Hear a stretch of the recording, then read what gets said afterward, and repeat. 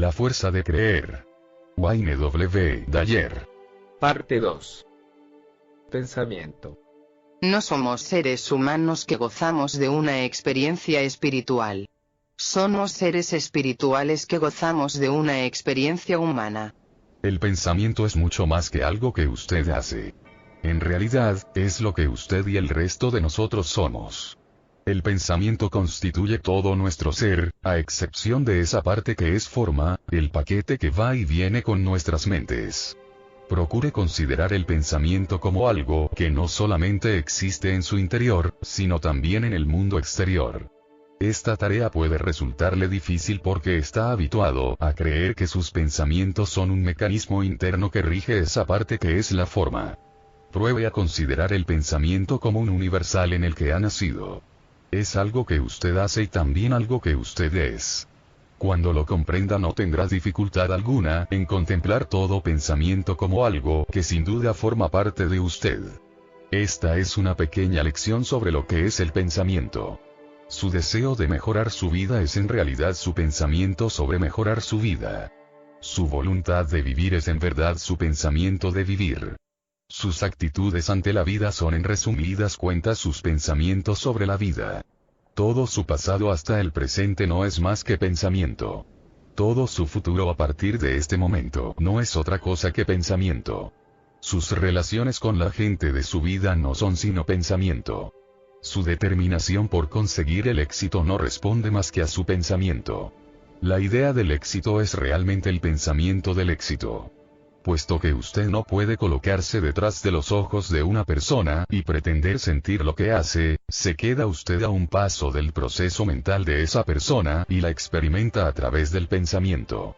Usted se relaciona con todas las cosas o todas las personas de este planeta mediante el mecanismo del pensamiento. Lo que determina la calidad de su vida no es el mundo, sino la manera que ha elegido de procesar el mundo en sus pensamientos. Muchos pensadores pertenecientes a materias bien dispares que han sido sumamente respetados, han concluido que el pensamiento, la mente, es el determinante absoluto del camino que nuestras vidas toman. El filósofo holandés Spinoza afirmó: vi que todas las cosas que me infundían temor o a las que yo les infundía miedo, no tenían nada bueno ni malo en sí mismas excepto hasta el punto donde la mente las afectaba. Albert Ellis, fundador de la terapia racional emotiva, dijo: las personas y las cosas no nos trastornan, mejor dicho, somos nosotros los que nos trastornamos al saber que nos pueden trastornar. Ralph Waldo Emerson declaró: nos convertimos en lo que pensamos a lo largo de todo el día. No hay nada bueno o malo, solo lo que el pensamiento califica de tal, explica Shakespeare. Abraham Lincoln manifestó: la gente está contenta cuando decide estarlo. Cambia tus pensamientos y cambiarás el mundo, sugirió Norman Vincent Peale. Jesús nos dice: tal como pienses serás. Nuestro futuro está constituido por los pensamientos que tenemos con mayor regularidad. Nos convertimos literalmente en lo que pensamos, y contamos con el don de poder escribir nuestra propia historia. En mi opinión esta es una verdad irrebatible. En mi parábola Los regalos de X, X comenta: no hay un camino hacia la felicidad es el camino. Mis pensamientos siempre han creado mi mundo. Después de que mi madre consiguiera reunimos a todos de nuevo, fuimos a vivir al este de Detroit. Pasé muchas noches viendo el programa de esta noche, protagonizado por Steve Allen, en una diminuta televisión en blanco y negro mientras los demás dormían. Me encantaba la extravagancia de alguien. Sentado en la pequeña sala de estar de la calle Moros, me imaginaba en el programa de esta noche y mentalmente conversaba con Steve Allen. En realidad me fijaba unos esquemas y preparaba mis respuestas ya que imaginaba que era un invitado del programa. Pero la imagen de mi mente no correspondía al chico de 13 años que miraba la televisión. El que aparecía en la pantalla y discutía sobre cosas que yo consideraba ciertas era yo, pero en mi etapa de adulto. Mi personalidad de adulto coincidía bastante con mis creencias, incluso de esa época, en torno a la idea de que somos capaces de elegir nuestro propio destino y de hacer relativamente felices a los demás. Estos pensamientos me resultaban tan reales, que solía contar a mis hermanos lo que iba a decir en el programa de esa noche cuando apareciera. Ellos me consideraban un muchacho con una imaginación desbordante, que estaba siempre en otro mundo. Se reían de mí y continuaban haciendo lo que les parecía más real. Pero mis imágenes mentales nunca sufrieron daño a causa de las actitudes de los demás. Desde que tengo uso de razón recuerdo que he sido capaz de penetrar en este mundo de pensamiento puro, y puedo afirmar que para mí es tan real como lo es el mundo de la forma para todos nosotros. Muchas veces, de niño, sabía lo que me iba a suceder antes de que me ocurriera en realidad, porque lo experimentaba en mi mente con anterioridad. De jovencito, esta capacidad nunca me aportó ningún beneficio, así que con el tiempo dejé de contárselo a la gente. Tal como mencioné en la introducción, cuando regresé a Nueva York en 1974 tras mi experiencia transformacional ante la tumba de mi padre, supe que tenía que hacer grandes cambios en mi vida. Aunque me apasionaba la enseñanza en la universidad, algo en mi interior me decía que había llegado la hora de marcharme, de cambiar el ritmo de vida y tomar rumbos nuevos. Pasé casi un año obsesionado por la idea de que debía marcharme y perder la seguridad que mi nómina bimensual me ofrecía.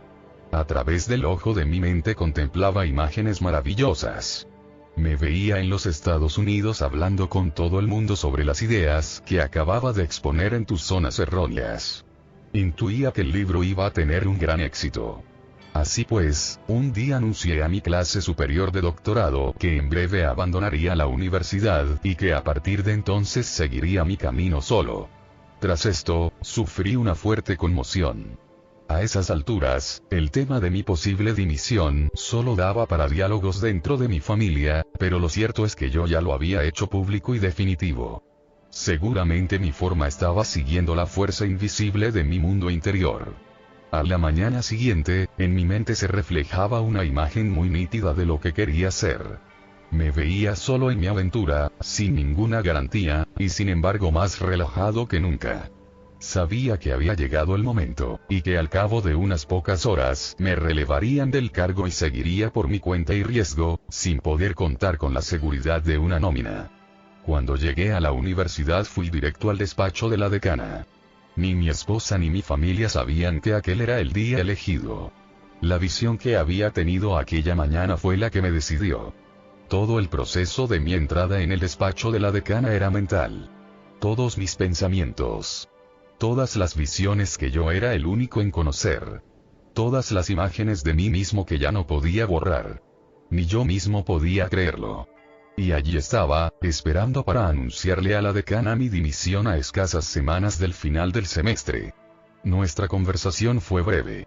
Le dije que deseaba marcharme y hacer algo en que verdaderamente creía. Ella me pidió que reconsiderara el tema y que lo discutiera con mi familia y algunos colegas, pero le contesté que ya estaba todo decidido en mi mente y mis pensamientos, y que simplemente estaba siguiendo los pasos necesarios para formalizarlo en el mundo físico y real. Me habló de los riesgos que corría, de lo difícil que me resultaría ganarme la vida escribiendo y dando conferencias, de que volver a encontrar un trabajo como aquel era casi un imposible en los años 70, puesto que en el mundo académico sobraban profesores y escaseaban vacantes. Le dije que era consciente de todo y que precisamente ello constituía una de las grandes razones por las que mi vida estaba dando ese giro. Bajaba por el camino que Robert Frost denominaba, en una conocida poesía, el camino menos trillado. Dos caminos divergían en el bosque, y yo tomé el menos trillado, y ahí está la diferencia. Cuando salí del despacho de la decana, anduve a mi aire inundado por una luminosidad interior. Era libre para avanzar con confianza hacia la consecución de mis sueños. Vacié mi despacho, informé a mis estudiantes y doctorandos de la situación y regresé a casa, pensando mientras conducía por la autopista que aquella era la decisión más importante de mi vida. Y ahí estaba yo, un perfecto desconocido, que echaba por la borda su seguridad y pretendía contar al mundo las ideas de su nuevo libro. Estaba extasiado porque lo había visto todo en mi mente, antes de que sucediera en el mundo de la forma. Charlé de mi nueva aventura con mi esposa e hija, y las dos me brindaron todo su apoyo. Puesto que siempre había sido una persona responsable y cumplido con mis obligaciones económicas, confié en estos precedentes, en vez de imaginarme algún tipo de desastre inminente que pudiera afectar mis obligaciones familiares.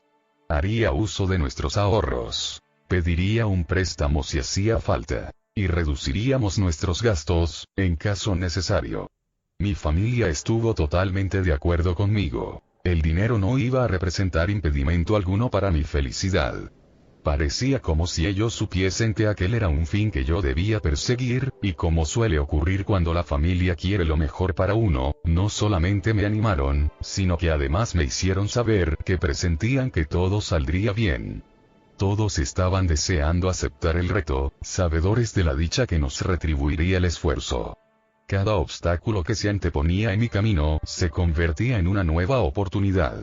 Me dijeron que habían salido a la venta muy pocos ejemplares de mi libro, y que el hecho de que me presentara en los medios de comunicación no serviría de nada, puesto que la mayoría de las librerías estaban sin existencias.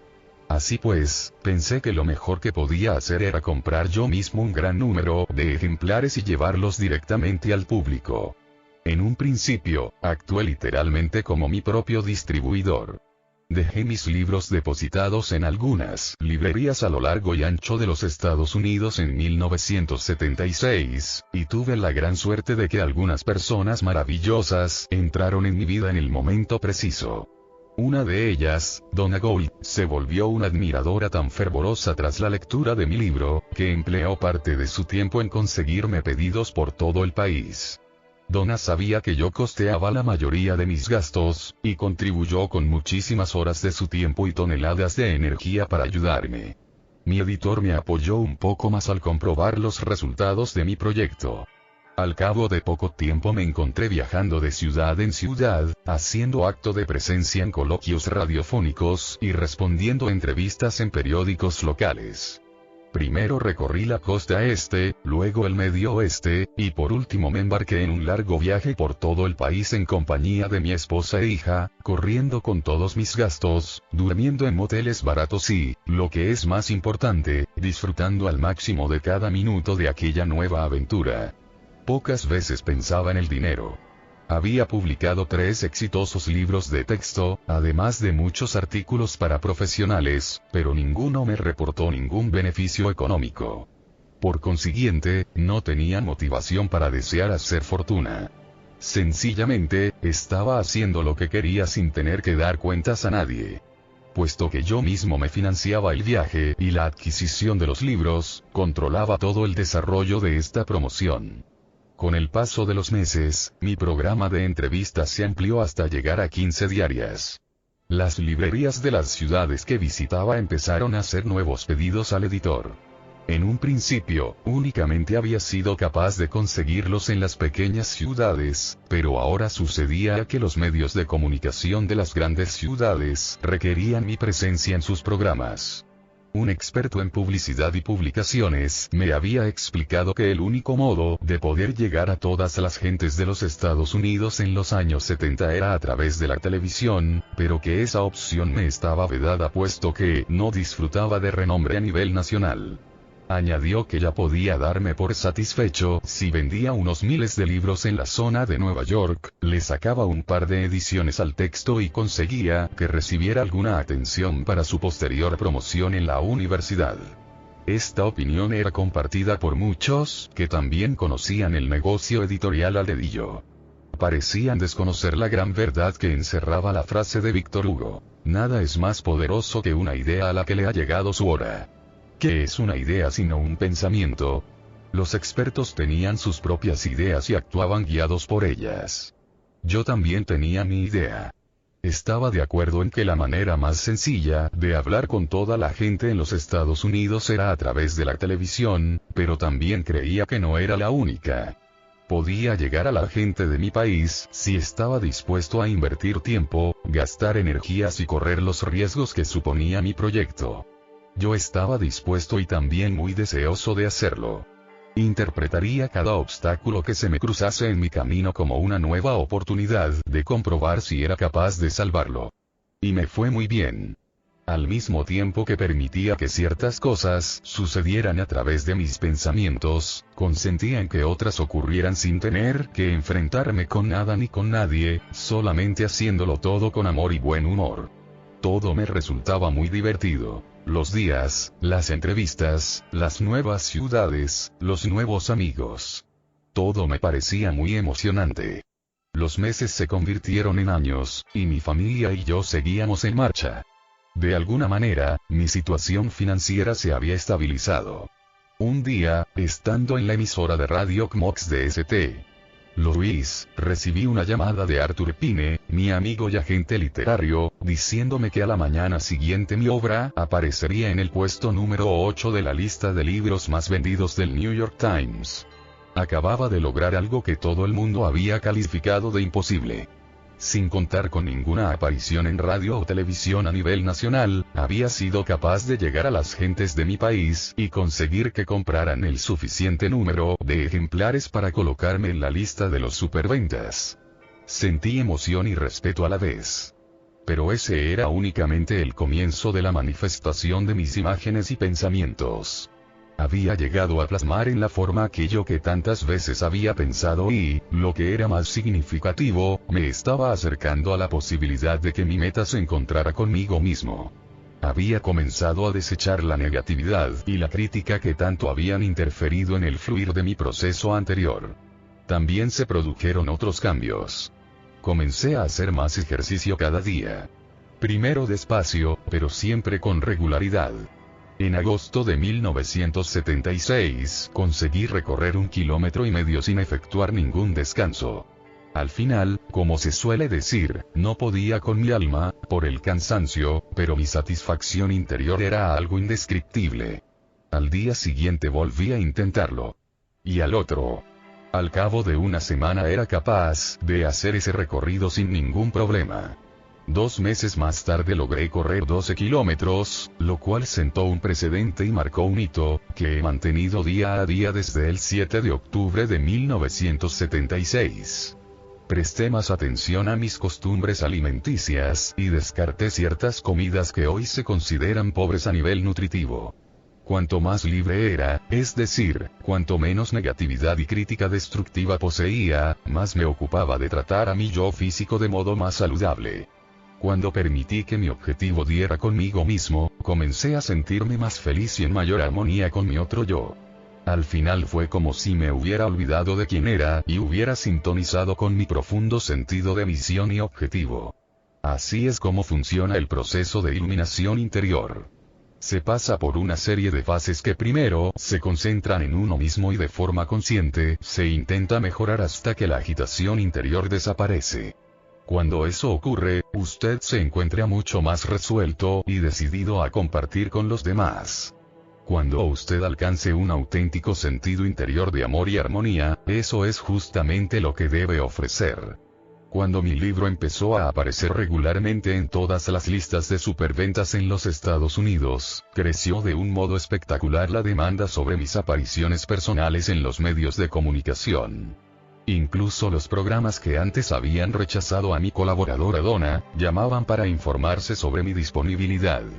Una a una comencé a atender las peticiones, y al cabo de unos meses el libro saltó al primer puesto de la lista, donde permaneció por espacio de casi 2 años. Entonces recibí la llamada prodigiosa que me permitiría realizar el sueño que tantas veces tuve de joven cuando miraba la televisión al este de Detroit. En una fiesta celebrada en Long Island, alguien había entregado una copia de mi libro a Howard Papuch, miembro del personal del programa de esta noche. El hombre se lo leyó en el vuelo de vuelta a Los Ángeles, y una semana después alguien del programa me llamó para preguntarme si en mi próxima visita a la ciudad podría presentarme en los estudios Burbank para preparar una entrevista en el famoso programa. Imagínense. Al cabo de 10 días me encontré sentado junto a Howard en su despacho, hablándole sobre aquellas ideas en las que creía tan fervorosamente. A esas alturas ya había concedido centenares de entrevistas y había aprendido que la táctica de ser uno mismo era infalible. Se trataba de conversar con el entrevistador como si estuviéramos en mi sala de estar. Howard y yo hicimos muy buenas migas y hasta la fecha hemos continuado siendo excelentes amigos. Me faltaba una semana para aparecer en el programa de esta noche. El artista invitado de esa noche era Shecky Greene, un conocido humorista de Las Vegas. Mientras aguardaba en el pasillo, junto a la habitación en tonos verdes, vi unas cabinas telefónicas y corrí hacia una de ellas para llamar a mi esposa y compartir mi felicidad. En la cabina de al lado había otro hombre, el primer invitado de la velada, aquella persona con la que en tantas ocasiones, en tantas noches, había hablado mentalmente casi unos 25 años atrás. Me estoy refiriendo al mismísimo Steve Allen. En mi opinión la grabación salió magníficamente. Estuve 15 minutos en la televisión nacional hablando sobre aquellas ideas que consideraba tan fundamentales. Mi sueño se hizo realidad. Cuando luego me dirigía al aeropuerto para tomar un vuelo nocturno hacia la costa este, me sentía inmensamente satisfecho. Pero en el aeropuerto un altavoz mencionó mi nombre. Howard estaba al otro lado del teléfono para darme malas noticias. El programa de esa noche había sido cancelado, por primera vez en 60 tantos años, debido a una prórroga del Congreso Nacional Republicano. No había fecha fijada para su futura emisión. Durante el vuelo me preguntaba si el programa llegaría alguna vez a emitirse. Al día siguiente recibí otra llamada de Howard en la que me pedía que regresara a Los Ángeles cuanto antes para hacer una aparición junto a Johnny Carson esa misma semana. Así pues, sobrevolé el país por tercera vez e hice el programa con Johnny Carson el miércoles por la noche. Pero para la entrevista solo dispusimos de 6 o 7 minutos al final del mismo. Johnny, consciente de ello, me pidió en antena que reapareciera el viernes por la noche. No me lo podía creer. Permanecí en Los Ángeles 2 días más y acudí al programa el viernes por la noche. Todo salió de perlas. Una semana después emitieron aquel primer programa que había sido aplazado. Por tanto, pasé de ser una persona poco conocida a la que únicamente admitían en programas locales, a actuar como la estrella invitada en 3 emisiones del programa de esta noche, integrado a la televisión nacional, en el transcurso de tan solo 11 días. No tenía ninguna duda con respecto a la gran verdad expuesta por Henry David Thoreau. Si uno se deja llevar hacia sus sueños, y pone empeño en vivir la vida que se ha imaginado, no tardará mucho en conocer las mieles del éxito inesperado. Tus zonas erróneas se publicó en 26 lenguas en todo el mundo. Le han seguido otros libros, cintas, artículos, conferencias para profesionales a nivel internacional y la oportunidad de influir en las vidas de millones y millones de personas. En ese primer año de andadura en solitario sin la seguridad de una nómina, gané más dinero del que jamás había reunido en los 35 años anteriores. El cómo y el porqué de la visualización. Estoy plenamente convencido de que los pensamientos son cosas. Los pensamientos, cuando son tomados y asimilados adecuadamente, se hacen realidad en el mundo de la forma. Es decir, nosotros pensamos a través de unas imágenes, y estas imágenes se convierten en la realidad. Cuando aprendemos el cómo y el porqué de este proceso imaginativo, entonces nos encaminamos hacia el conocimiento de las mieles del éxito inesperado. 4 principios de visualización efectiva. Considere la producción de pensamientos como una visualización interior sin ninguna limitación de orden físico. En el pensamiento usted puede avanzar o retroceder, y no necesita de los 5 sentidos para penetrar en su mundo. Lo hace en sueños mientras duerme. La causa y el efecto no constituyen requisito previo. Con pensamientos puede crear las imágenes que le plazcan, y estas imágenes pueden convertirse en lo mejor de su vida. Hay 4 principios básicos que le capacitarán para que haga funcionar este reino sin forma no solamente en su terreno físico sino también en el mental. 1. Sus acciones se derivan de las imágenes. Todos nuestros pensamientos son consecuencia de los pensamientos que le preceden. Si usted se forma la imagen mental de que es incompetente en un área determinada, y continuamente la repite en su mente, a la larga acabará haciéndolo. Pongamos por caso que tiene que cargar 6 maletas en el maletero de su coche, diseñado para contener solo 5. La imagen que forme en su mente, determinará la cantidad de equipaje que se llevará de viaje. Si piensa, tengo que eliminar una maleta porque este coche no puede llevarlas todas, entonces eso es lo que hará. Pero si por el contrario se imagina yendo de viaje con las 6 maletas y congela esa imagen en su mente, actuará según el pensamiento desee que puedo lograr que todas quepan, solo tengo que cambiarlas de sitio hasta que las 6 entren. Me refiero a los pensamientos como cosas, porque guardan tanta relación con los preparativos del viaje como los otros objetos, tales como el coche, las maletas, los mapas, la reserva de gasolina, el dinero y todo lo que configura el mundo de la forma. Comprender que un pensamiento es el primer paso en el proceso de vivir contribuye a que usted considere el valor de la visualización bajo un contexto positivo. Aplique la noción de los pensamientos entendidos como cosas que participan en la adquisición de riqueza.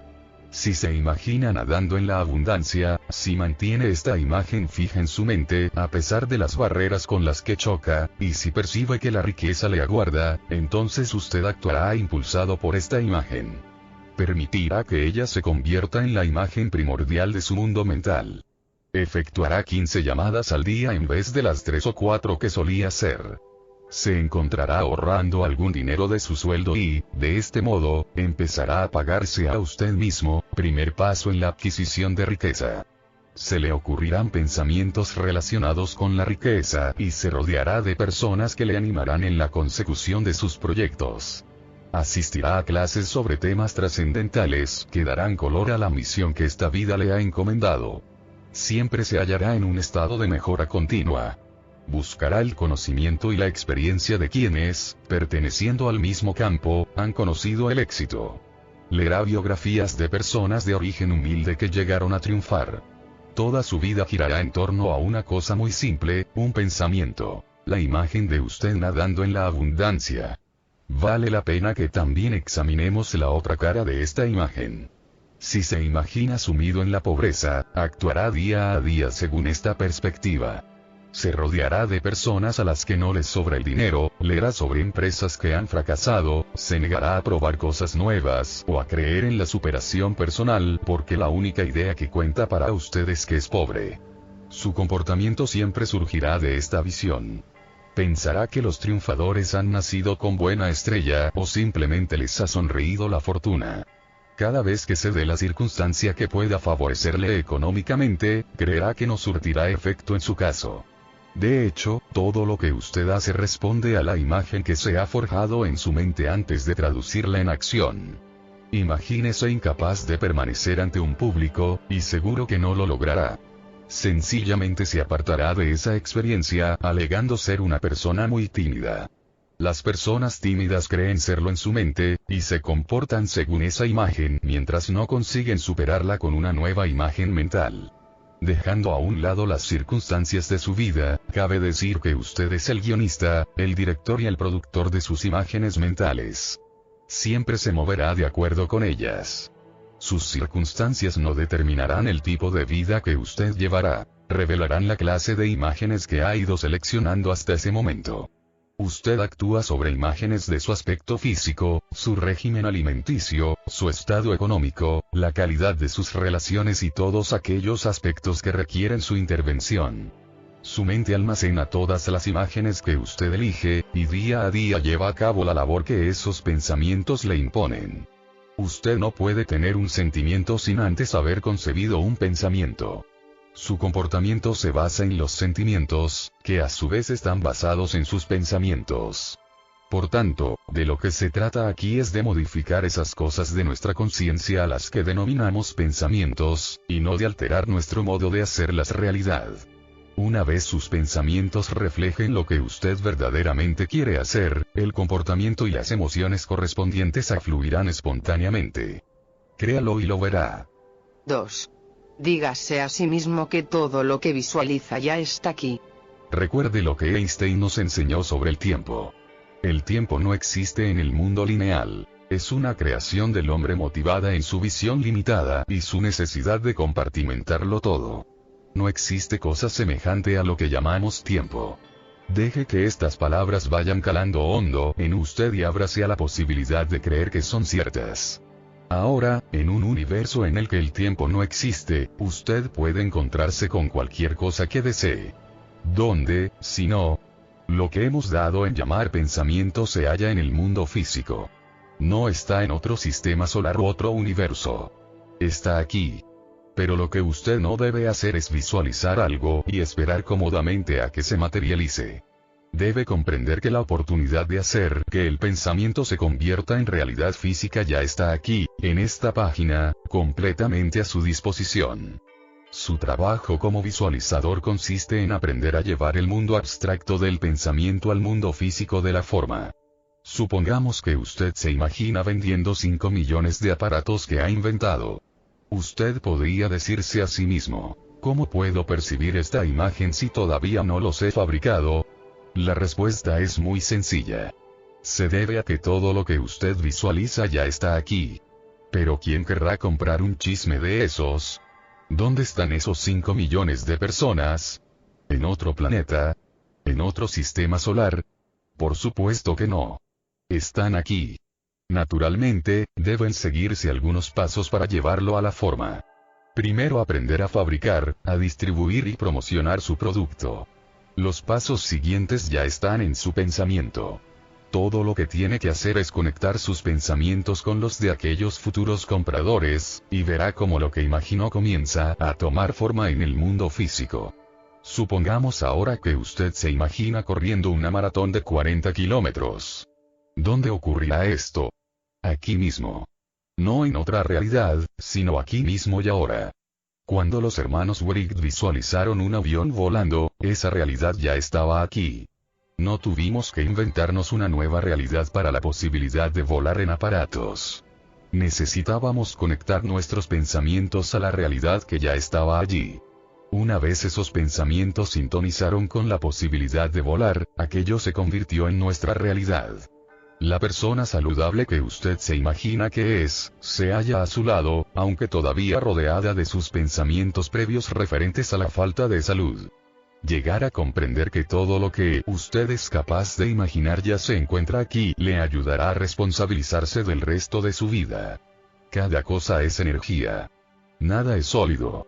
Todo oscila en su propio nivel de realidad, y mientras la forma aparece como sólida, un simple examen al microscopio nos revela la existencia de un objeto compuesto de moléculas que danzan y se mueven a una velocidad menor que la de la luz, lo cual les da la apariencia de ser sólidas.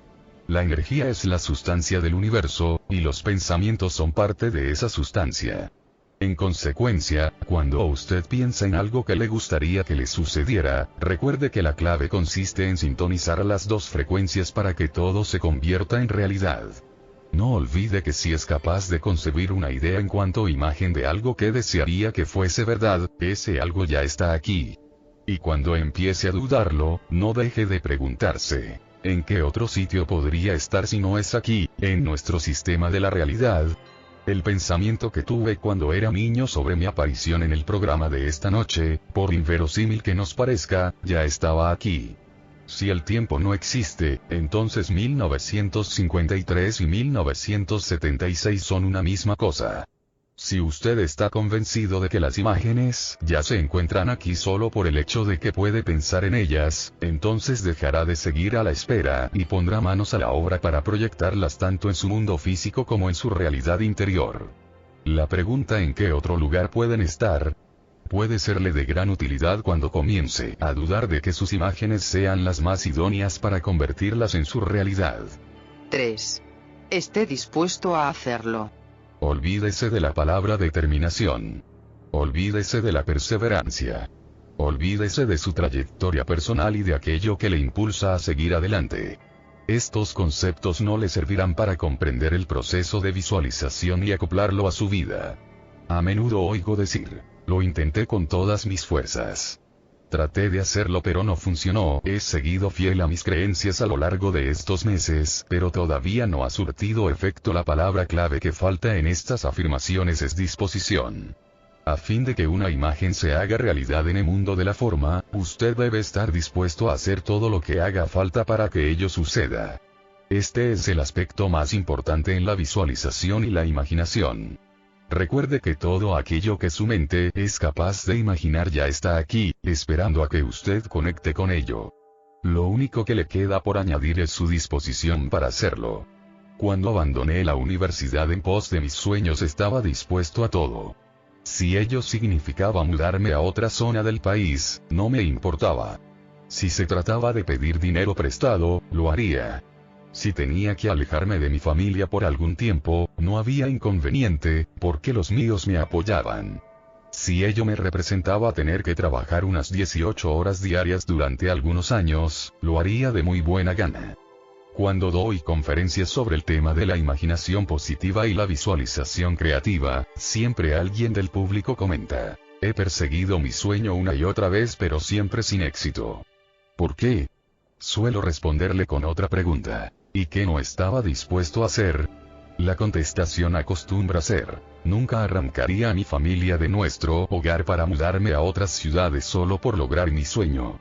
Entonces le digo: quizá lo que usted necesite es averiguar hasta dónde está dispuesto a llegar para hacer de su sueño una realidad. Yo creo que estar dispuesto a hacer todo lo necesario para satisfacer las aspiraciones de uno es un factor clave en la consecución de las mismas. La disposición es en verdad un estado mental. Es una afirmación interna que se repite: seré feliz en todo lo que emprenda y daré el paso siguiente para la realización de mi sueño. Este principio no presupone una larga lista de objetivos. Todo lo contrario. Supone una afirmación interior: uno hará todo lo que sea necesario porque eso es precisamente lo que considera mejor. Pienso que la disposición es proporcional a la idoneidad del camino escogido. Si usted es reacio a realizar alguna acción, le sugiero que someta su sueño a examen. Quizá esto sea un indicio de que usted no está haciendo aquello que en el fondo desea. En otra situación avanzaría con plena confianza y no se detendría ante lo que la gente pudiera decir, los obstáculos que se interpusieran en su camino, o cualquier hecho que apuntara al fracaso de su visualización. En mi despacho tengo 2 pósters enmarcados.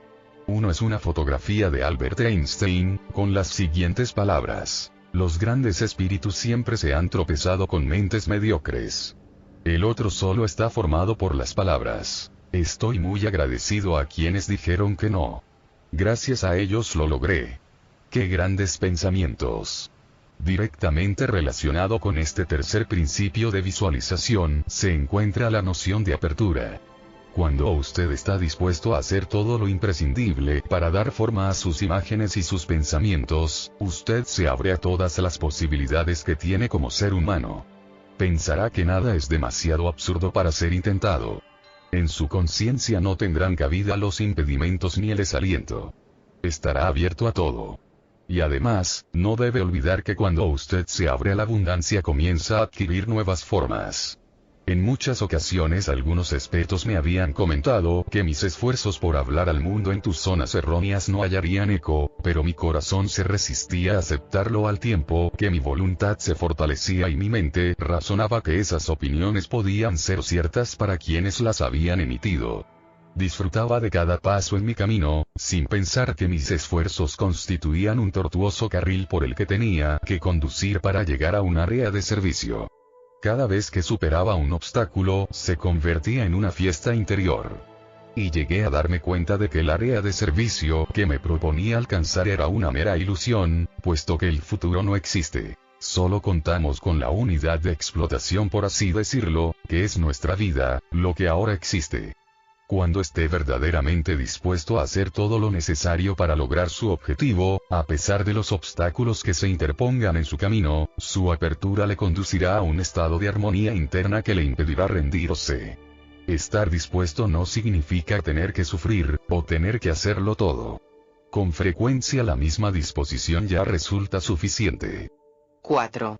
Dese cuenta de que el fracaso no existe. No lo olvide y conseguirá todo aquello que su mente desee. Nunca fracasará, usted simplemente conseguirá resultados. Por ejemplo, si pretende golpear una pelota de golf a unos 100 kilómetros y se desvía a la izquierda, no ha fracasado. Ha conseguido un resultado. Su concepto de fracaso proviene de haber tenido en cuenta la opinión de una segunda persona respecto a cómo debió proceder en aquella jugada. Usted sin duda ha conseguido un resultado. Puede hacer 2 cosas: enfadarse consigo mismo o bien colocar la pelota en el nuevo punto de partida y golpearla desde ese lugar, desde ese resultado que consiguió previamente. Si opta por la segunda posibilidad y tiene que repetir la jugada unas 200 veces, piense que todavía no ha fallado. Solo ha conseguido 200 resultados. Así, siguiendo los principios de la visualización, si desea ser capaz de golpear una pelota de golf a unos 100 kilómetros de donde se encuentra, debe estar dispuesto a hacer todo lo que haga falta para conseguirlo. Es muy, pero que muy fácil. No tiene que hacer lo que su esposa o Arnold Palmer necesitan efectuar para lograrlo. Tiene que hacer lo que usted necesite. 100, 200, 6.000 golpes. Si quiere que su visión se convierta en realidad en el mundo de la forma, debe estar dispuesto a hacer todo lo que sea preciso, y recordar que no puede fallar en el hecho de ser uno mismo. Siempre conseguirá resultados. Supongamos que usted pesa 110 kilos y desea pesar 60. Usted no ha fallado, únicamente ha conseguido un resultado excesivo. Ahora aplíquese los 4 principios que consideran los pensamientos como cosas. Imagínese que pesa 60 kilos, fije esa visión y reténgala. Será entonces cuando comenzará a actuar según esa imagen, y se encontrará cambiando sus hábitos alimenticios, y haciendo ejercicio para ajustarse a esa imagen. En segundo lugar, no olvide que esa persona de 60 kilos, que usted visualiza ya está aquí, aunque aparezca rodeada de 50 kilos extras. En tercer lugar, esté dispuesto a hacer lo que sea necesario para que su imagen se convierta en una realidad, para alcanzar su objetivo. No haga lo que funcionó en el caso de su hermana. Haga lo que necesite para su imagen. Y finalmente recuerde que en el proceso no se puede fallar. Así siempre obtendrá resultados. Si los resultados demuestran que es incapaz de perder peso, ponga manos a la obra para descubrir cuál es el pensamiento que le impide adelgazar, porque la causa será sin duda ese pensamiento. Pienso que en estos casos los métodos más eficaces son los que hacen hincapié en el hecho de que cada uno tiene sus propias respuestas. Debe hallar el planteamiento que más se ajuste a usted, que le conduzca a la responsabilidad de sí mismo y a la comprensión de que lo que uno cree es lo que uno ve. Puede intentarlo con el análisis de los sueños, mediante el cual se busca el conocimiento de uno mismo. La conciencia interior invita a que las soluciones, las respuestas y las aclaraciones se presenten en los sueños y la meditación. Usted es el soñador de sus sueños. El usted que se encuentra más allá de la forma vive eternamente en un mundo sin forma. Una afirmación bastante atrevida, seguramente, pero se convencería si pudiera dejar su cuerpo, existir en un mundo sin forma y luego volver a entrar en su cuerpo y existir en el estado que denominamos forma. Piense que usted lo hace cada noche, y que pasa aproximadamente un tercio de su vida practicándolo. Se le llama soñar, y puede enseñarnos mucho como parte del pensamiento puro. Observemos lo que sucede cuando abandonamos nuestros cuerpos y nos adentramos en el mundo de los sueños. Cada vez que nos dormimos y comenzamos a soñar, dejamos nuestro cuerpo y penetramos en un cuerpo soñador. Nos convencemos de que ese nuevo cuerpo es real mientras estamos soñando, porque de no ser así seríamos incapaces de tener sueños. ¿Dónde podrían tener lugar? Echemos una ojeada a las reglas de los sueños, y comprobemos la gran diferencia que existe con respecto a las que aplicamos en la vigilia. En primer lugar, en los sueños el tiempo no existe. Podemos avanzar y retroceder a nuestra voluntad. Podemos estar con alguien fallecido hace muchos años y cuya presencia nos parezca muy real. Podemos volver a ser adolescentes, y también eso nos puede parecer muy real desde nuestro cuerpo soñador. Podemos vivir toda una vida en una secuencia de sueño que dure 14 minutos y nuestro cuerpo soñador creer que ha sido cierto. En segundo lugar, mientras soñamos no existe la relación causa-efecto. Puede darse el caso de que nos encontremos hablando con alguien a quien conocemos muy bien, y que al cabo de una décima de segundo nos hallemos en un autobús conversando con un extraño. Puede suceder que emprendamos una acción cuyos resultados sean opuestos a los obtenidos en la vigilia. En tercer lugar, los sueños existen sin necesidad de un principio y un final. Puede ser que en mitad de una secuencia nos traslademos a otro lugar, y que más tarde regresemos mucho más jóvenes de lo que éramos hace un momento. En cuarto lugar, en los sueños cada obstáculo se convierte en un tipo de oportunidad. Si en el sueño vamos conduciendo por una carretera que de repente finaliza en un acantilado, podemos darle la vuelta a ese contratiempo y en vez de precipitarnos al abismo volar por encima de él. en una escena de persecución tal vez seamos capaces de detener las balas al vuelo. En quinto lugar, nosotros creamos todo lo necesario para nuestro sueño. Este punto es muy importante para mi hipótesis. Si nos hace falta una persona que chille y dé grandes alaridos, nosotros mismos la creamos al igual que la escena con los gritos. Somos nosotros quienes creamos todas las personas y las cosas que necesitamos para los sueños. Porque, de no ser así, ¿quién lo hace? En sexto lugar, nuestras reacciones en los sueños se manifiestan en nuestro cuerpo, pero las causas de esas reacciones son solo ilusiones o pensamientos. Por ejemplo, si usted sueña que alguien le amenaza con un cuchillo, el corazón empezará a latirle con más fuerza, y eso es algo real. Pero el cuchillo y el individuo que lo empuña son una ilusión. Y en último lugar, la única manera de saber que hemos estado soñando es despertar. Si soñáramos 24 horas al día, esa sería nuestra realidad. Estamos convencidos de que el cuerpo es real, y sin embargo todo lo que experimentamos al soñar pertenece al reino del pensamiento. La realidad física no existe, es una ilusión de la que nos damos cuenta al despertar. Pasamos casi una tercera parte de la vida durmiendo, y un elevado porcentaje de ese tiempo soñando, lo cual es pensamiento sin forma que nos parece muy real antes de despertar. De hecho, en sueños somos capaces de realizar las hazañas más prodigiosas. Podemos volar, superar los límites del tiempo, crear todo aquello que nos plazca. Y al parecer los soñadores masculinos son capaces de imaginarse toda una vida en este estado de pensamiento puro. ¿Qué es una polución nocturna sino la eyaculación del protoplasma de la vida? Es el pensamiento puro ofreciendo la oportunidad de visualizar la vida. No hay contacto físico. Solo el pensamiento puro que crea la vida. Es un proceso extraordinario que se produce en este extraño y misterioso mundo construido de un estado puro y carente de forma, con pensamientos. Con esto no me estoy refiriendo a la interpretación de los sueños. Estoy escribiendo sobre el proceso de los sueños con la finalidad de animarle a que se convierta en un soñador despierto. Es decir, pretendo ayudarle a que comprenda que las reglas que se aplican a su cuerpo de soñador, también tienen aplicación en su cuerpo cuando está despierto. Henry David Thoreau ya se había anticipado a esta idea diciendo, nuestra vida más verdadera es la que se produce cuando soñamos despiertos. A efectos comparativos, piense en los 3 niveles de conciencia. Al nivel más bajo lo llamaremos conciencia soñadora, al siguiente, conciencia despierta. Y al tercero, conciencia superior. Y ahora veamos cómo son estos niveles, y lo que suponen en nuestras vidas. Para ello, utilizaré un ejemplo de mi propia vida.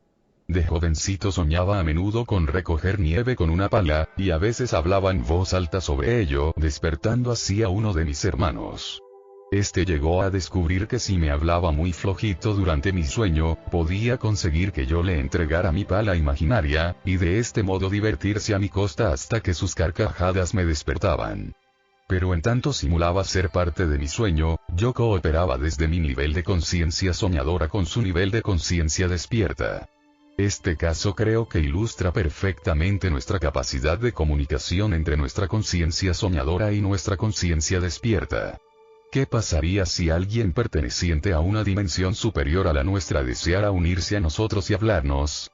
Esa persona también debería hacernos creer que se trataba de uno de los nuestros, aunque él, o ella, supiera que existe una conciencia superior más allá de nuestro nivel de conciencia despierta.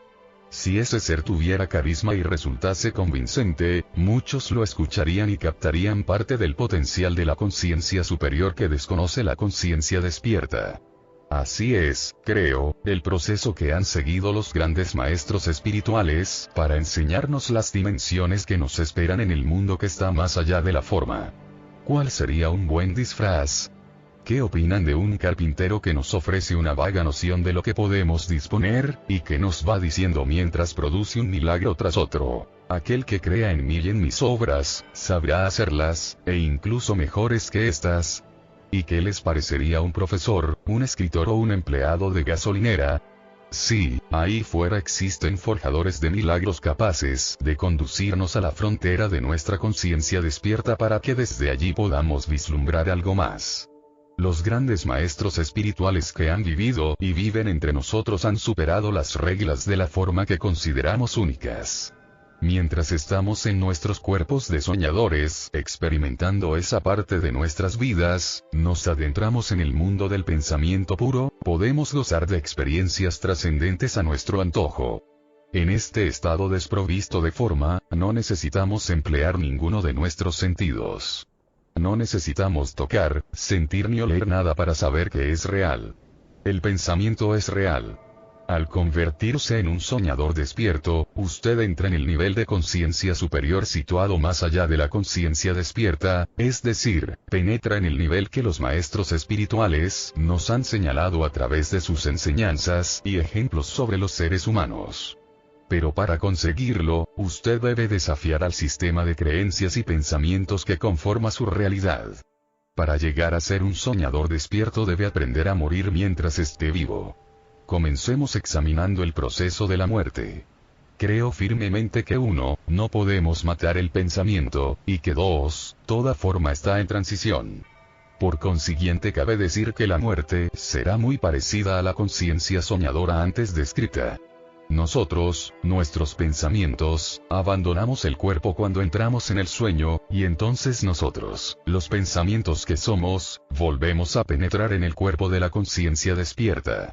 Del mismo modo, cuando morimos, nuestros pensamientos abandonan el cuerpo y podemos echar una ojeada al sueño que estamos viviendo ahora, al que llamamos conciencia despierta, desde un punto de vista similar al que tenemos cuando pensamos en los sueños que hemos tenido.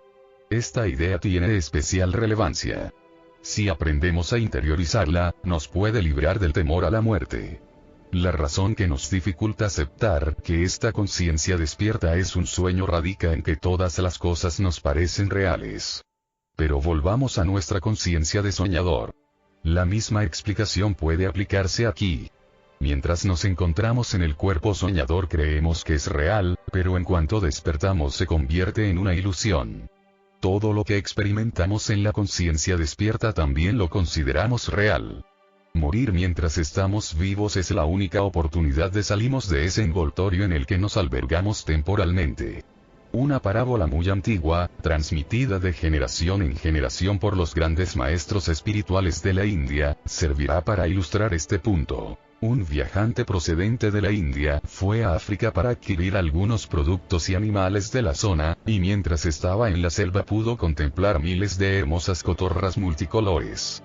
Decidió capturar una y llevársela a su país como animal de compañía. Una vez en casa la puso en una jaula. La alimentaba de semillas y miel, le ponía música y en general la trataba bastante bien. Cuando al cabo de 2 años el hombre tuvo que regresar a África, le preguntó a la cotorra si deseaba darle algún mensaje para sus amigos de la selva.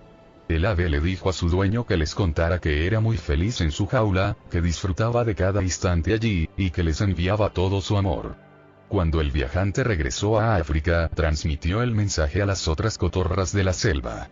Cuando acabó de hablar, una cotorra con lágrimas en los ojos cayó al suelo, muerta.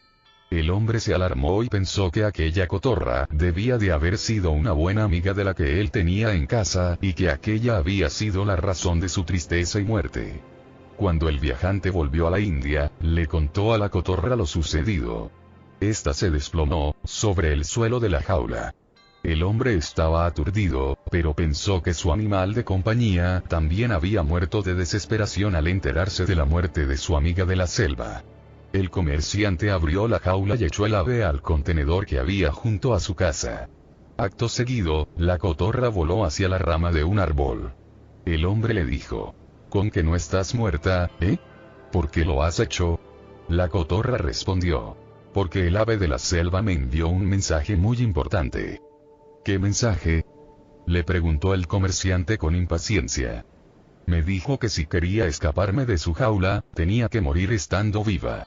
Todos debemos morir mientras permanecemos vivos, para ser capaces de echar la vista atrás y contemplar nuestra conciencia despierta y a nosotros mismos atrapados en la jaula, que en nuestro caso equivale al cuerpo. Y será entonces cuando nos daremos cuenta de lo inútil que es vivir enjaulado. Repasemos las 7 reglas que se aplican a nuestro cuerpo soñador y consideremos qué fascinante podrá ser nuestra conciencia despierta si aprendemos a morir cuando estamos vivos para convertirnos así en soñadores despiertos. 1. El tiempo no existe. Einstein dedicó un estudio sobre la vida a una idea sobre nuestra existencia en un universo completo.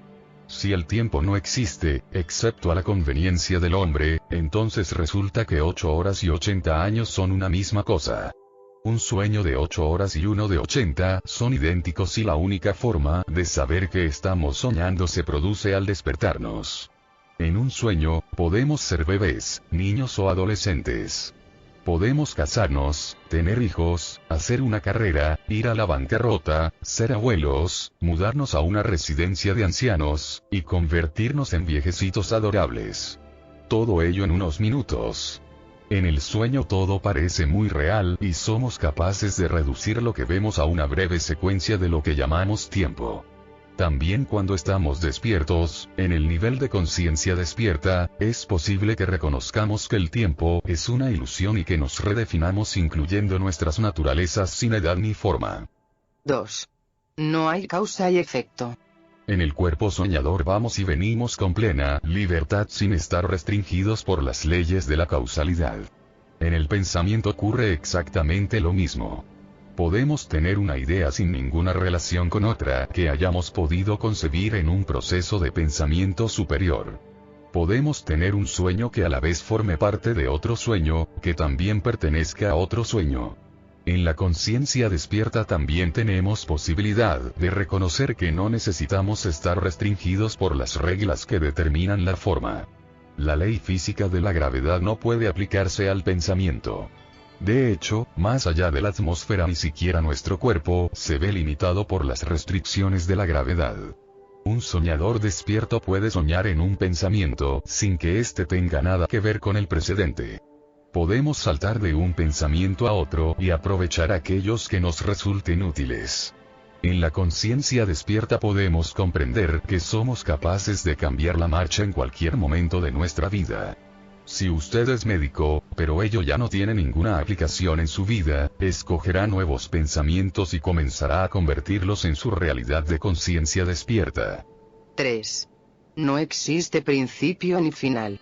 En nuestro cuerpo soñador nunca llegamos a desaparecer o dejamos de existir, porque los principios y los finales solo existen en la forma. Nunca morimos, solo dejamos de estar. Tampoco morimos en nuestra conciencia despierta, y debemos comprenderlo si pretendemos superar nuestro temor a la muerte. No podemos matar al pensamiento, como lo demostramos noche tras noche. Así, su abuela muerta puede aparecérsele en sueños, a la edad de 53 y a la de 83, sin estar limitada por las leyes de la forma. Cuando penetramos en nuestro cuerpo soñador, no tenemos necesidad de contar con un principio para cada secuencia de sueño. Sencillamente nos encontramos allí, en estado puro y simple. No hay necesidad de comenzar. Quizá ahora también estemos aquí en el estado de conciencia despierta, sin tener en cuenta principios o finales, solamente imaginando la eternidad. Bajo este concepto de eternidad, la noción de un principio y un final es absurda. Intente imaginarse dónde empieza y acaba el universo, y se dará cuenta de lo absurdo que puede resultar. Pruebe a imaginarse un pensamiento con un principio y un final y verá que tampoco el pensamiento se somete a esas reglas. El universo y todo lo que contiene, incluyendo la humanidad, es pensamiento y el soñador despierto lucha por comprenderlo en vez de preocuparse por su principio o su fin. Las almas verdaderamente iluminadas saben que no pueden morir. Saben que la muerte no es más que una transición de la forma y que la dimensión del pensamiento astral no conoce nada que pueda considerarse un principio o un final. 4. Los obstáculos son oportunidades. Nuestro cuerpo soñador sabe convertir los obstáculos en oportunidades, y cuando soñamos lo hacemos continuamente. Con frecuencia superamos las dificultades y nos trasladamos a otras realidades en nuestro cuerpo soñador. Esta es una de las lecciones que podemos aprender sobre nuestro estado al estar despiertos. Todas las cosas con las que nos enfrentamos en la vida pueden enseñarnos algo. Cada enfermedad guarda en sí misma las semillas de la curación. Toda relación, a pesar de lo perjudicial que pueda parecer, tiene algo que enseñarnos. Toda adicción contiene en su interior la fuerza para superarla, y todos los exadictos con quienes he podido trabajar me han comentado siempre lo mismo. Doy gracias a mi adicción por lo mucho que me ha enseñado sobre mí y sobre mi capacidad de salirme de la trampa en la que me había encerrado. El soñador despierto es consciente de que en cada problema con que se enfrenta no hay mal que por bien no venga, y de que todo mejora en cuanto se da cuenta de ello. Podemos desarrollar esta actitud del soñador despierto, eliminando la tendencia a amargarse por los problemas, y en su lugar dándonos un respiro para descubrir la parte positiva que encierran. Sobre todo, no debemos olvidar en nuestra conciencia despierta que todo aquello con que nos enfrentamos, o de lo cual nos lamentamos, solo sirve para hacernos más débiles y ocultarnos la posibilidad de ver una oportunidad en el obstáculo. Nuestro cuerpo soñador es consciente de todo esto. En realidad, nuestro cuerpo soñador puede tomarla con alguien durante el sueño, y en consecuencia despertarnos malhumorados y tensos. La enseñanza que se desprende de este hecho es importante. La rabia es real y la experimentamos en nuestro cuerpo soñador y en nuestro cuerpo despierto, pero las personas y cosas con las que estamos enfadados son pura ilusión. ¡Qué gran lección! Experimentamos toda nuestra rabia, pero el origen de la misma no es real, es como un personaje que hemos creado para nuestro sueño. 5. Usted crea todo lo que necesita para el sueño. En nuestro cuerpo soñador creamos todo lo que nos sucede. Nos inventamos la gente, los acontecimientos, las reacciones, el tiempo, etc. También imaginamos todo lo que nuestra conciencia despierta necesita. Piénselo despacio por un momento. Esa es una de las lecciones que los maestros espirituales han intentado inculcarnos desde los anales de la historia. Siéntase responsable de todo ello. Imagínese que muere y que lanza una mirada retrospectiva a este nivel de conciencia desde ese estado desprovisto, de forma que guarda tantas semejanzas con su conciencia soñadora. Cuando usted se salga de su jaula, de su cuerpo, comprenderá que usted mismo fue quien creó todo lo que necesitaba para el sueño que medimos en años, en vez de horas, pero que da exactamente lo mismo si aceptamos que el tiempo no existe. Ahora intente revivir esa noción mientras se halla dentro de este cuerpo. No deje de repetirse que es un ser multidimensional. Desde esta perspectiva que ofrece la dimensión del pensamiento puro, creando todas sus experiencias, ya no le parecerá una noción tan absurda. Contemple toda su vida sabiendo que es imposible retener la forma una vez usted la supera, al igual que les ocurre a las personas y las cosas que se ha imaginado en su sueño cuando despierta del mismo. Un poco raro, ¿no? Y un tanto misterioso, ¿no? Pues sí. Pero imagínese el poder y la trascendencia que esa idea podría tener en su mente. Empiece a apartarse de su forma, y eche un vistazo a todo lo que tiene y deja de tener, todas sus posesiones y todas sus relaciones, todas sus empresas, todo, en una palabra, como si fueran objetos que usted ha creado para su sueño.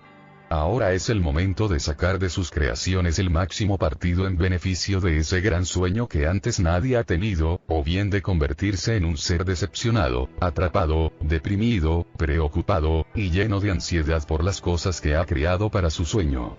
En resumen, ilusiones. Entonces, ¿por qué no se decide, se responsabiliza de todo y disfruta de su sueño de 80 años o más? 6. Las reacciones son reales, los personajes solo ilusiones. Cuando soñamos sufrimos múltiples reacciones emocionales. Nos sentimos extasiados como resultado de algunos pensamientos, y nuestro cuerpo reacciona con alteraciones en la presión sanguínea, los latidos del corazón, rubor, erecciones, sonrisas y otras cosas parecidas. Podemos llegar a sentirnos dolidos como consecuencia de otros pensamientos que conforman nuestros sueños, y nuestro cuerpo entonces reacciona con ceño fruncido, lágrimas y otras manifestaciones físicas. La rabia es producida por pensamientos en sueños, y nuestro cuerpo responde a ella con puños apretados, respiración agitada, dientes rechinando e incluso lágrimas. Pero recuerde que somos los creadores de todos los personajes y hechos, y que los llevamos a escena únicamente en el pensamiento. En el fondo, los personajes son ilusiones pero las reacciones reales. Y así es como también funciona en la conciencia despierta, aunque en su vida actual pueda resultarle un poco difícil aceptar el concepto de soñador despierto. No tengo intenciones de establecer un debate sobre lo que existe o deja de existir en cualquiera que sea la realidad en la que usted se encuentre. En mi opinión, las reacciones, las manifestaciones de nuestros sentimientos son reales. Si esos sentimientos interfieren en nuestro disfrute de la vida, entonces significa que necesitamos esclarecer qué es lo que nos impide gozar de nuestra felicidad. El hecho de que las personas o los acontecimientos sean reales es solo cuestión de enfoque. Lo que cuenta es aclarar qué es lo que le está sucediendo, en vez de preocuparse por saber si ello viene dado por algo real o por una ilusión. Examine su rabia, odio u obsesiones bajo esta nueva luz. Nadie puede generarle odio o ansiedad en su interior. Solamente usted puede hacerlo en virtud de su manera de procesar el mundo en su mente, es decir, según su manera de pensar. En consecuencia, puede afirmarse que en vez de intentar descubrir qué o quién es real, le será más útil concentrarse en su manera de procesar sus pensamientos y sentimientos. Y al igual que le ocurre en sus sueños, una vez se ha despertado se dará cuenta de que solamente sus reacciones, el residuo de los sentimientos de su cuerpo, permanece. Es capaz de dejar que esos sentimientos y pensamientos se le escapen sin ser censurados, tal como hace en sus sueños. En su vida de vigilia puede pensar en algo sin emitir un juicio sobre ello, reprimirlo o ponerle fin. En la conciencia soñadora usted siente y conoce un conjunto de experiencias humanas sin necesidad de someterse a juicio alguno. Pruebe a hacerlo en el estado de conciencia despierta también, y se convertirá en lo que denomino un soñador despierto. Considera el reino del amor.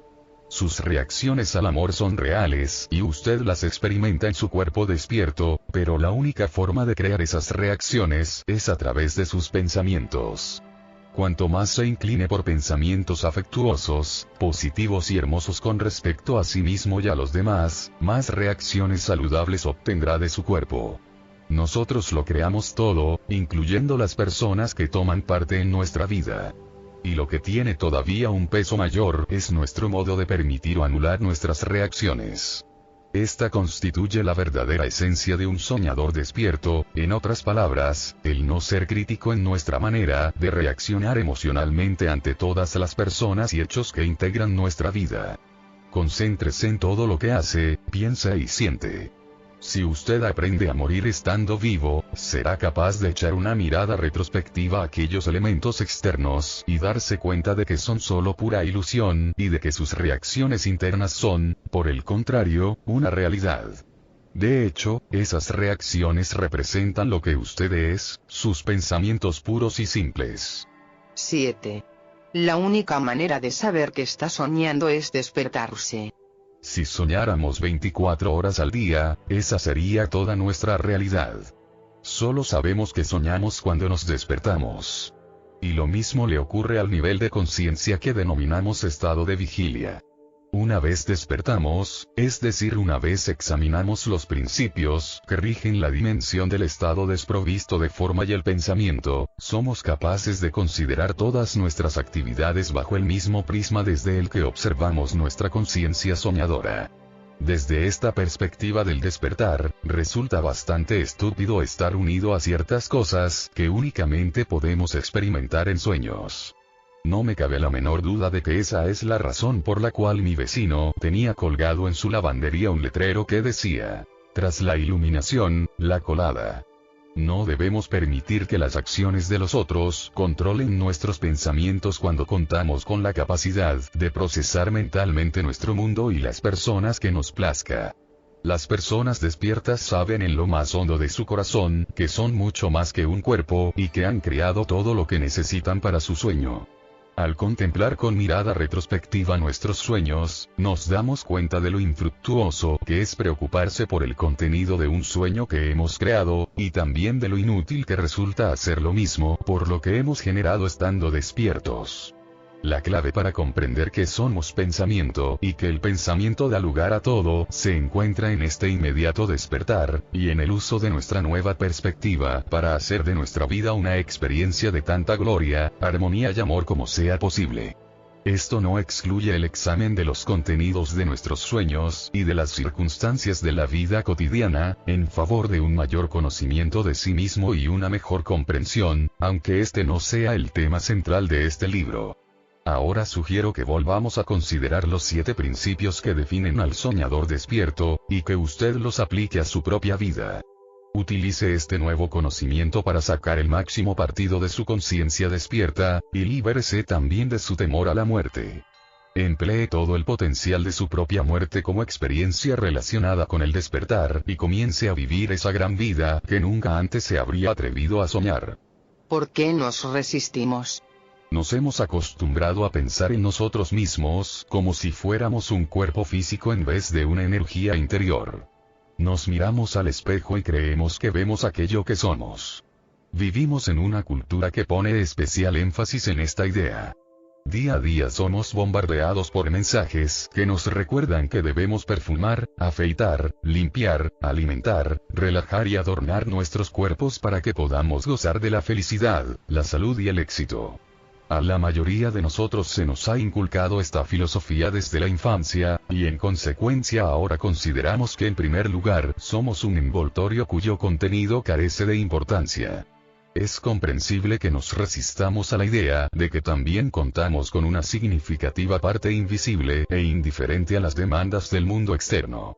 La historia del hombre que buscaba la llave junto al portal de su casa, bajo la luz de una farola, puede servir de ejemplo para ilustrar este punto. Un extraño se ofreció para ayudarle a buscarla, y el hombre se mostró muy agradecido. Al cabo de 30 minutos de búsqueda infructuosa, el extraño le preguntó: ¿dónde perdió la llave? Oh. Contestó: la perdí en casa.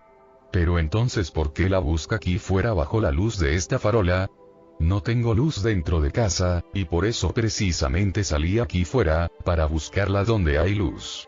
Esto es justamente lo que hacemos cada vez que buscamos la solución a nuestros problemas fuera de nosotros mismos. Vivimos dentro, nuestra humanidad reside. Parece mucho más sencillo definirnos a nosotros mismos por el envoltorio y no por el contenido, al cual no podemos tocar, ver, oler, saborear ni oír. El hecho de tomar el camino que parece más fácil constituye una de las razones primordiales por las cuales nos resistimos a aceptar el pensamiento como la base de nuestra humanidad. Además, cuando el resto de la gente se define de esta manera, es más práctico hacer como ellos que mostrarse diferentes. Esto es lo que he observado en los jóvenes de mi barrio. Cuando les sugiero la posibilidad de que se consideren seres al margen de la multitud, me responden: si lo hiciéramos, ellos nos verían como tipos excéntricos o raros. Les preocupa la manera como los perciben los demás, y olvidan que sus pensamientos son un componente esencial de lo que ellos son. Ignoran que pueden procesar el mundo del modo que gusten, y con frecuencia optan por lo más fácil, por hacerse un sitio en él. Un gran número de personas prefiere actuar como los demás, e ignorar la realidad sin forma. Tal vez no estemos dispuestos a aceptar las críticas que puede conllevar el hecho de pensar con independencia del resto de la gente.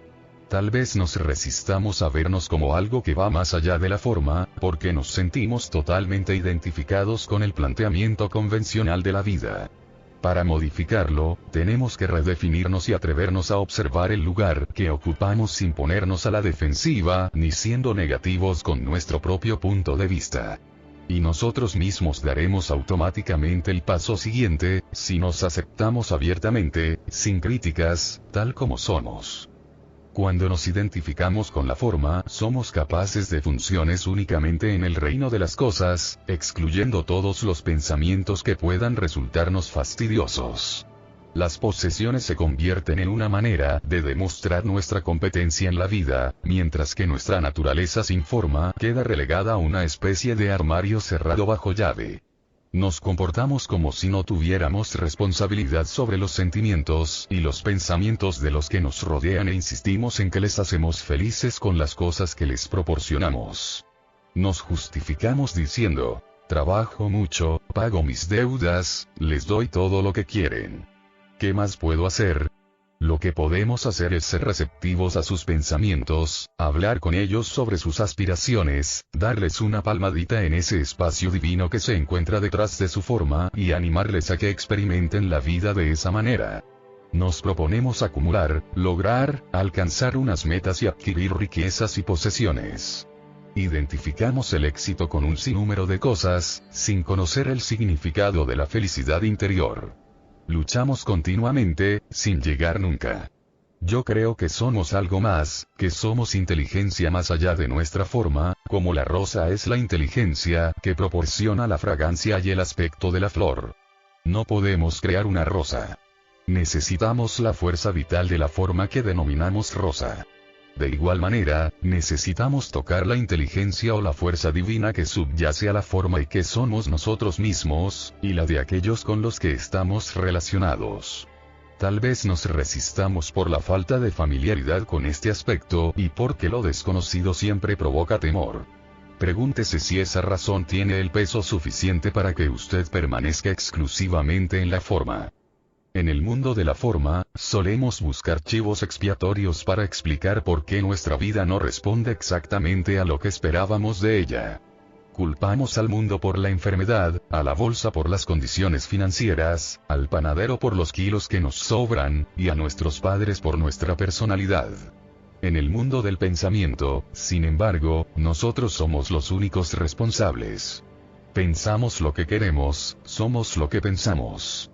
No lo que comemos, sino lo que pensamos. Si no queremos aceptar la responsabilidad de habernos creado a nosotros mismos, entonces ignoramos lo relacionado con la creación de uno mismo y vivimos exclusivamente en la forma que hemos recibido. Si, por el contrario, somos conscientes de que el pensamiento es capaz de sanar, de crear una vida feliz y mejorar la vida de los demás, entonces utilizamos nuestra capacidad. Entonces estaremos viviendo la responsabilidad. Una vez que nuestro interés incluye el mundo interior de los pensamientos, cambiamos de rumbo hacia una forma de estar en el mundo más responsable. Mire en su interior y descubra cómo se siente siendo más responsable del mundo.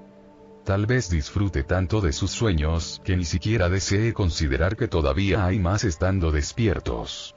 En consecuencia, preferimos continuar dormidos, ignorantes de la grandeza que nos aguarda al despertar. Cuando nos quedamos con lo conocido no corremos ningún riesgo. Y si no corremos ningún riesgo, entonces no tenemos que cambiar. Evite el cambio y llegará a afirmar que la falta de crecimiento se debe a multitud de factores externos. Es un círculo de aspecto atractivo y cómodo que nos mantiene a salvo, aunque atrapados en un sitio que pocas veces nos sirve de mucho, ni a nosotros ni a quienes aman a un nivel más elevado. La resistencia juega un papel fundamental en el temor al cambio. Cuando nos planteamos cuestiones de carácter metafísico o espiritual, encontramos una larga historia basada en la creencia de que, para creer, primero hay que ver, y que nos entorpece fijar la mirada en un sitio al que nuestros sentidos parecen señalar. Propongo convertir este impedimento en un escalón desde el cual seamos capaces de revisar nuestros pensamientos y ajustarlos al nuevo principio de que, para ver, primero hay que creer. La salida de la jaula. Piense cómo puede mejorar en algo que desea conseguir en el mundo de la forma. Por ejemplo, tocar el piano 2 horas al día mejorará sus dotes de pianista. Golpear un montón de pelotas de golf al día mejorará su destreza en el juego. Formarse una imagen equivale a la práctica en el mundo sin forma. Antes de irse a la cama intente visualizar una imagen de aquello que desee para sí mismo. Si por ejemplo se trata de conseguir una mejor forma física, practique viéndose con el aspecto que le gustaría tener. Deje que la imagen se congele en su mente. No olvide repetir la operación unas cuantas veces al día. Todo consiste en utilizar sus pensamientos centrándolos en imágenes positivas, para conseguir ser una persona incluso más perfecta de lo que ha decidido ser. No piense en usted como en un ser imperfecto. Imprima en su mente la imagen de lo que le gustaría ser y se encontrará reaccionando automáticamente para hacer realidad esa imagen. En otras palabras, comience a actuar como si ya estuviera donde quiere estar, y el resto vendrá solo. Concéntrese cada día en sus pensamientos en vez de hacerlo en su comportamiento. Es su pensamiento el que crea sus sentimientos y en último término también sus acciones. Así pues, conceda a esta dimensión de su ser toda atención que se merece. Sorpréndase a sí mismo verbalizando pensamientos negativos. Por ejemplo, si usted dice en voz alta, nunca conseguiré saldar todas mis deudas, o soy incapaz de entender a mi pareja por mucho que me esfuerce, deténgase y piense que está actuando de acuerdo con sus pensamientos negativos, en vez de permitir que sus pensamientos positivos conformen las condiciones de su vida. Ahora vuelva a ordenar esos pensamientos e imagínese sin deudas. Niégüese a verse rodeado de acreedores. Y muy pronto empezará a actuar según esa nueva imagen de usted, sin deudas, que ya se ha forjado. Se encontrará desprendiéndose de sus tarjetas de crédito, pagando todas sus deudas o pluriempleándose y haciendo todas las cosas que surgen de su imaginación. De igual manera debe actuar con respecto a su cónyuge, en lugar de hacerlo según la imagen negativa de verse casado con una persona problemática.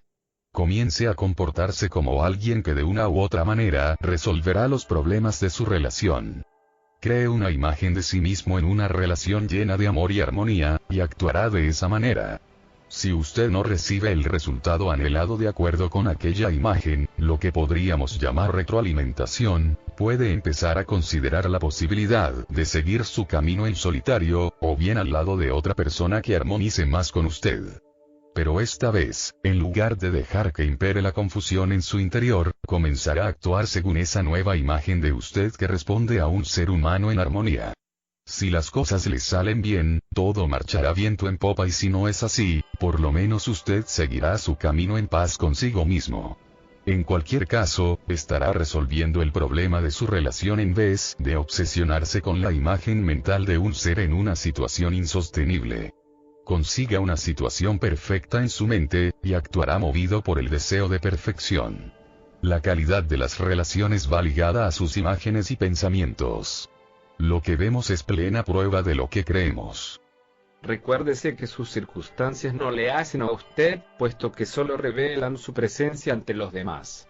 Algunas personas me han dicho que para mí es muy fácil dar consejos sobre cómo ser feliz y tener éxito porque ya soy rico y famoso. Mi reacción consiste en pensar que mis circunstancias me revelan ante ellos.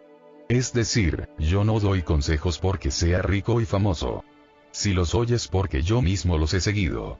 He vivido según estos principios toda mi vida, y creo que a ello se debe el que haya conseguido la riqueza y fama que ahora son parte de mi vida. Contemple su vida, sin importar las condiciones en que se halle. Sus relaciones, su situación financiera, su nivel de felicidad, su estado de salud.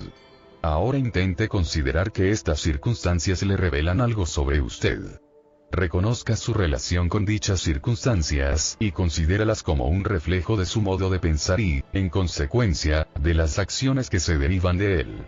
Puede utilizar su poder de visualización para mantener en su mente esa imagen deteriorada de siempre o bien para convertirla en aquello que aparece iluminado en su pantalla interior. Usted es lo que piensa a lo largo del día. E incluso si piensa en las personas que viven en pésimas condiciones, sepa que ellas son precisamente las que más necesitan conocer y creer lo que aquí está escrito.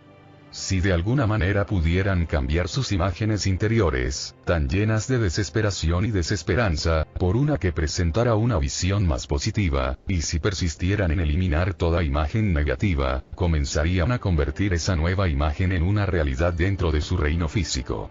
Un ejemplo.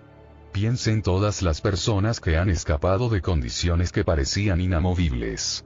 Luego han explicado que creer en un futuro mejor había sido lo que les había dado la fuerza suficiente para conseguirlo. En segundo lugar, sea consciente de que usted no es esa persona. Usted está aquí y ahora, como resultado de todos aquellos lienzos que ha ido pintando para sí mismo en su mente, y piense que puede seguir pintando otros, nuevos, incluyendo uno de usted mismo ayudando a los necesitados, si eso es lo que desea hacer. Recuérdese día a día que el pensamiento no conoce los límites del tiempo, de la causa y el efecto, de los principios y los finales, y de las demás reglas que gobiernan la forma. En resumen, en el reino astral del pensamiento no existen barreras. Una vez sea consciente de ello, puede comenzar a conocer a otros que también se encuentran en este reino. Las relaciones pueden producirse espontáneamente o usted puede también propiciarlas recordándose que todas las personas que hay en su vida son entidades divinas con una inteligencia que va más allá de la forma. Sus seres queridos comparten sus cuerpos, al igual que usted, con Dios o con aquella inteligencia perfecta, cualquiera que sea el nombre que se le adjudique, y que ésta se encuentra al otro lado de la forma. Reúnase con ellos en ese nuevo lugar, y se dará cuenta de que sus relaciones mejoran ostensiblemente. Además, también puede acercarse a los extraños de la misma manera. Ve a todo el mundo como parte de la fuerza maravillosa, misteriosa e invisible que existe en todos y cada uno de nosotros. Trate a las otras personas como las criaturas divinas que son. Estudie los 7 principios que pueden convertirle en un soñador despierto y aplique cada día de la semana uno de ellos. A continuación ofrezco un modelo de cómo hacerlo a lo largo de la próxima semana. 1. Domingo. El tiempo no existe. Pase algún tiempo al aire libre, en la naturaleza. Pruebe a imaginarse que el ascenso siempre es continuado, ya que nuestra mente, tan racional como siempre, nos dice que el universo no puede acabarse sin más. Si continúa existiendo por los siglos de los siglos, entonces resultará tan completo y tan misterioso como la misma idea. En un universo completo, el tiempo es sencillamente la manera en que el género humano organiza los días y se acuerda de las cosas. La eternidad es para siempre, solo para siempre, no como el tiempo. Ahora, ¿qué hacer con esto? Puede eliminar toda preocupación sobre el tiempo, el paso de los años, la organización de su vida y el correr de aquí para allá. Disminuya la marcha y disfrute de lo que le rodea. Su tiempo de vida, 90 años o más, es equivalente a su sueño de 8 o más horas. Que el tiempo no exista no es un descubrimiento que me pertenezca. Einstein nos lo ofreció en leyes matemáticas, y los filósofos de todas las épocas nos lo han ido recordando. La Biblia está repleta de ejemplos que aluden a la eternidad. Su tiempo de vida en la forma tiene que ser honrado y celebrado, no calculado y dividido en compartimientos. Vaya más allá de su esclavitud con respecto al tiempo y viva plenamente en ese nuevo estado, que es el único que en realidad posee. En el ahora, la unidad de trabajo de su vida. 2. Lunes. No hay causa ni efecto. Tómese algún tiempo para comprender lo que significa simplemente ser. Usted no es un ser humano, sino un ser humano. Mientras que la forma se rige por las leyes de la causalidad, el estado sin forma carece de causa, al igual que el tiempo que usted pasa soñando. Sus pensamientos van de un lado a otro sin ningún orden. Usted puede dejar de lado la mera relación causa y efecto al sintonizar con su invisible humanidad. No necesita continuar con el mismo oficio de siempre simplemente porque de adolescente, hace ya 30 años, tomó ciertas decisiones sobre su futuro profesional o su especialidad universitaria. No se someta a la idea de que aquellas decisiones le han convertido en lo que actualmente es. Puede convertirse en un creador sin depender de las viejas reglas que dominan su vida. Usted puede ser cualquier cosa que desee, a pesar de lo que la gente diga o haga, y a pesar de lo que usted haya o no haya sido antes. Si puede imaginárselo, puede serlo y no olvide que su imaginación, su pensamiento, no se rige por las reglas de causa y efecto. Hoy lunes, intente no ser el efecto de nada sino el creador de lo que ha imaginado que puede ser. No necesita un asesor en la materia. Solo necesita armonizar su forma con sus pensamientos y entonces permitir que sean realidad. 3. Martes. No hay principio ni final. Intente vivir este día como si la eternidad ya estuviera aquí. El aquí y ahora es también para siempre. Sin tener en cuenta el tiempo en este experimento metafísico, el hoy y 1.000.000 de años resultan lo mismo. Usted es eterno y su esencia invisible nunca puede morir. Sabiendo esto, todas las trivialidades que tanto le preocupan pasarán a un segundo plano. El apego a las cosas que nunca llegará a poseer también perderá importancia para usted. Mírese al espejo este martes por la mañana y diga en voz alta: no soy mi forma. Soy algo mucho más divino que la mera forma. El que pueda ir y venir en su cuerpo soñador, independientemente de cualquier barrera temporal, constituye la prueba de que la dimensión del pensamiento no es algo a lo que debamos temer, sino algo que debemos disfrutar. Hoy martes viva cada momento como si fuera la eternidad que es, disfrutando todas las cosas que se pueden apreciar en cada momento. Conviértalo en una costumbre, empezando hoy mismo. Cada momento a su tiempo. Cada eternidad también a su tiempo. Tranquilice sus temores puesto que comprende que deben estar ahí para advertirle de lo que ellos consideran un peligro, e invíteles a experimentar con usted el hoy y a probar esta nueva forma de pensar, que despide seguridad y amor. 4. Miércoles. Cada obstáculo es una oportunidad. Hoy reciba con beneplácito cualquier comportamiento escandaloso o desagradable que vaya dirigido a usted por parte de otras personas, y considérelo una oportunidad para recordarse que ellos solo le están hablando a su forma. Sepa que no pueden acceder a su divinidad a menos que usted consienta en compartirla, y en ese caso quizá por primera vez, usted podrá descubrir la divinidad que también ellos guardan dentro de la forma que le está siendo tan hostil en este momento. Use el obstáculo, el miedo, como una oportunidad para conectarse con su ser interior. Hoy, compruebe cuántas veces es capaz de convertir aquello destinado a provocarle una reacción negativa en una buena nueva, una bendición para usted y el resto de los seres humanos. Utilice los incidentes como oportunidades para practicar y experimentar la observación positiva de lo que está sucediendo en el mundo de la forma. Eche a un lado las críticas sobre usted y los demás, y en su lugar observe cuáles son sus sentimientos, y deje que ellos le pongan en libertad. Con el tiempo, y siguiendo esta pauta, usted descubrirá que aquello que consideraba un fuerte obstáculo para mantener la armonía en su vida, se convierte en una oportunidad.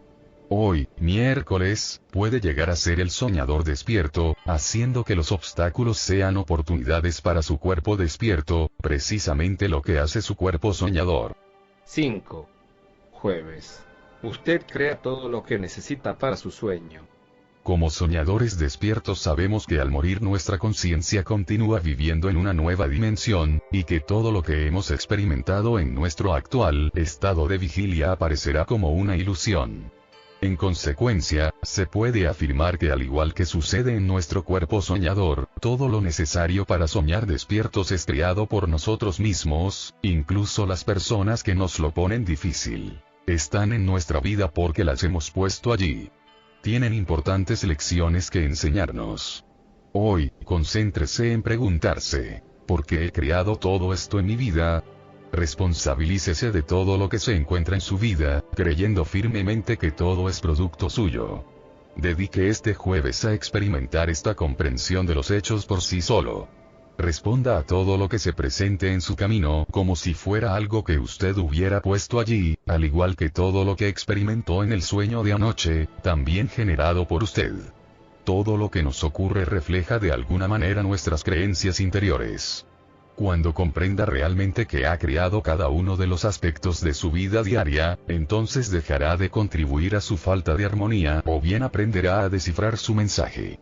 Cuando ya no necesite aprender a tratar esa falta de equilibrio, entonces dejará de producirlo, y comenzará a crear armonía y amor por doquier.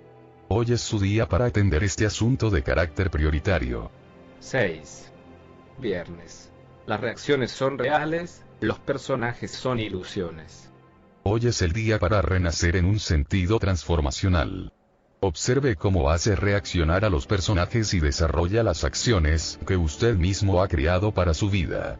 Recuérdese que todos los sentimientos que experimenta, la rabia, la alegría, el miedo, la tensión, la felicidad, le resultan muy reales, como le sucedía en el sueño cuando se encontraba, por ejemplo, sin aliento porque alguien le perseguía. Allí también esa reacción física era real, pero los personajes formaban parte de su creación. Sus reacciones son la esencia de lo que constituye la calidad de su vida. Hoy dedicúese a estudiar cómo reacciona a todos esos factores externos que ha creado para su vida y concéntrese en su forma de tratar los pensamientos. Las reacciones en la vida vienen determinadas por nuestro pensamiento. Hoy, dedicúese a estudiar las reacciones perjudiciales y no los hechos o las personas. Imagínese despertando de su sueño una mañana y pasando todo el día malhumorado porque uno de los personajes de su sueño no se comportó como usted esperaba que lo hiciera. Por supuesto, usted es lo suficiente cuerdo para decir, fue solo un sueño, y continuar viviendo como si nada, o examinando esa reflexión. Hoy puede utilizar esa misma estrategia y negarse a que las acciones de cualquiera le inmovilicen. 7. Sábado. La única forma de saber que está soñando es despertarse. Hoy puede practicar el despertarse, es decir, el morir mientras está vivo, y echar una ojeada a todo lo que antes consideraba necesario hacer en su vida. Comience a comprender que todo lo que experimenta es un pensamiento. La galleta a la cual desea hincarle el diente, pero que no le va a reportar ningún beneficio, no es más que un pensamiento. El mal humor porque su cónyuge o los niños no hicieron lo que usted sugirió es solo un pensamiento. Usted se está despertando, y al hacerlo, ve que sus reacciones son en realidad respuestas a lo que está creando para usted mismo. Así pues, usted se halla separado de su cuerpo, y contempla cómo se comporta ante una gran variedad de situaciones. Al igual que un actor en un escenario, usted ve cómo su cuerpo se desenvuelve en los distintos roles y papeles que usted ha creado para él y es consciente de que su ser no es solo una forma física. Usted es invisible e indiferente a los sentidos por un día y casi puede permitirse el reírse de sí mismo por haber actuado antes de un modo tan estúpido. En tanto ser despierto sabe que solo puede dar aquello que guarda en su interior y que, sea lo que sea, está en ese lugar por sus pensamientos.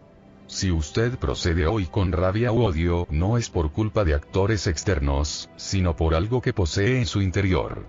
Los pensamientos vinculados al amor y la armonía producen amor y armonía hacia los demás, a pesar de las interferencias externas.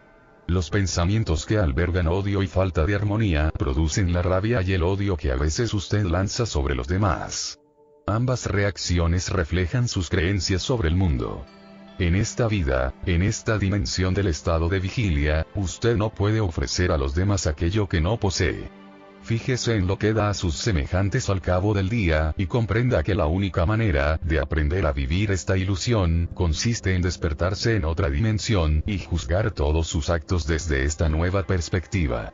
Así finaliza una semana de trabajo sobre cómo llegar a ser un soñador despierto. Sabiendo que solo contamos con momentos que vivir, y no semanas y meses, podemos emplear este conocimiento para hacer de nuestras vidas un estado de vigilia tan ilimitado como el que experimentamos al soñar. Tenga presentes estas 4 palabras del Príncipe de la Paz, y piense en la sabiduría que contienen. Tal como piense, será.